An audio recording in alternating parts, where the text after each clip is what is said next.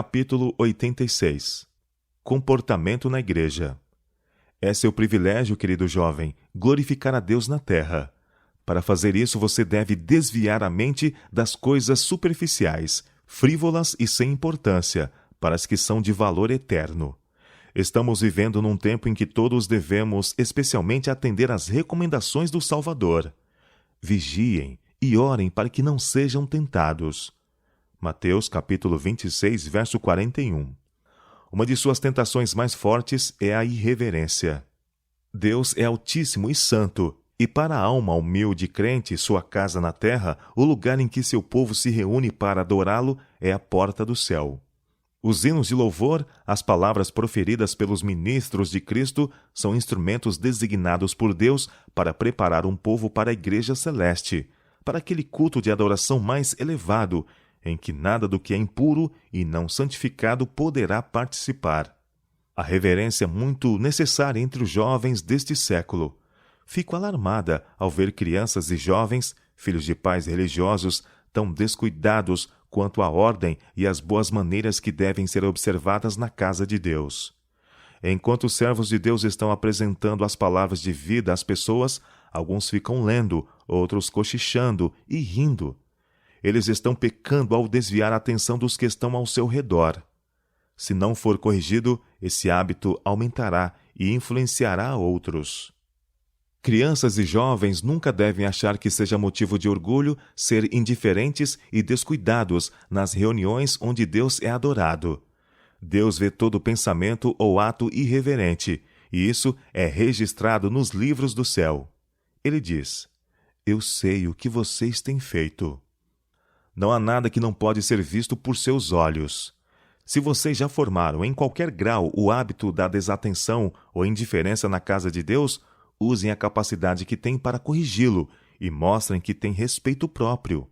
Pratiquem a reverência até que ela se torne parte de vocês mesmos. Não tenham tão pouca reverência pela casa e o culto de Deus a ponto de conversar uns com os outros durante o sermão. Se os que cometem essa falta pudessem ver os anjos de Deus olhando para eles e anotando suas ações, sentiriam vergonha e desprezo por si mesmos. Deus deseja ter ouvintes atentos. Foi enquanto os homens dormiam que o inimigo semeou o joio.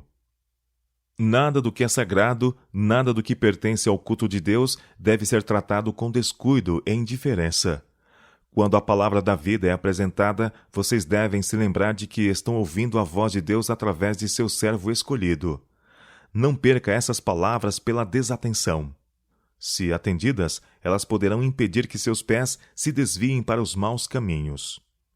Sinto-me triste ao ver muitos jovens que se dizem cristãos não saberem o que significa uma mudança de coração. Não sabem o que é transformação de caráter.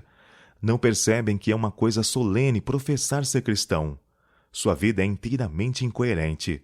Não tem a disposição de um espírito cristão. Se eles fizessem parte dos que são verdadeiramente filhos e filhas de Deus, não se satisfariam com bobagens, gracejos e futilidades. Nem os comentários e a conduta tola dos outros lhes despertariam o mesmo espírito. A mente que está decidida a obter o prêmio, garantir o céu, rejeitará com firme e determinado propósito toda tentativa de gracejo e zombaria com respeito às coisas espirituais. A indiferença quanto a esse assunto oferece grande perigo. Nenhuma loucura é tão sutil como a falta de reflexão e a leviandade. De todos os lados, vemos jovens de caráter frívolo. Todos os jovens desse tipo devem ser evitados, pois são perigosos. Se dizem ser cristãos, devem ser mais temidos ainda. Sua mente está moldada em forma inferior e será muito mais fácil para eles rebaixá-los ao nível deles do que vocês conduzi-los a elevados e nobres pensamentos e a maneira correta de proceder. Que seus companheiros sejam decentes nas palavras e na conduta. Para fazer o melhor em demonstrar o louvor de Deus, suas amizades devem ser as que mantêm em sua mente a diferença entre o sagrado e o comum.